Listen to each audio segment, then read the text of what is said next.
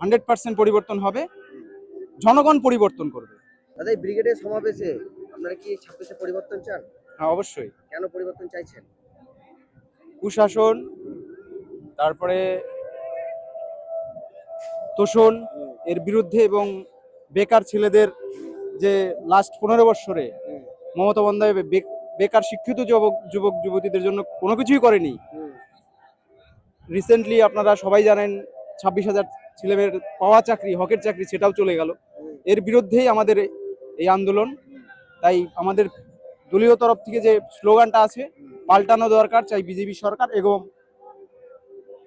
26-এর নির্বাচন তৃণমূলের বিসর্জন, এই সংকল্প নিয়েই আজকের এই বিশাল দেশের যশস্বী প্রধানমন্ত্রীর ব্রিগেড সমাবেশ। সেখানে আমাদের প্রত্যেকটা কার্যকর্তা, দলীয় সমর্থকদের আগমন।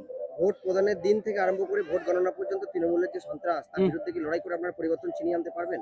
অবশ্যই পারবো, অবশ্যই পারবো। 26-এ কি মনে হচ্ছে পরিবর্তন হবে? 100% পরিবর্তন হবে, জনগণ পরিবর্তন করবে।